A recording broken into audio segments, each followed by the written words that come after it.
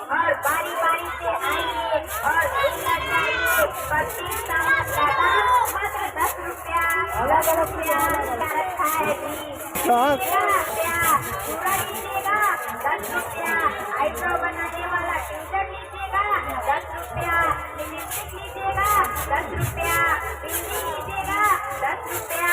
अंगूठी लीजिएगा 10 रुपया। माला लीजिएगा 10 रुपया। मंगलसूत्र लीजिएगा 10 रुपया।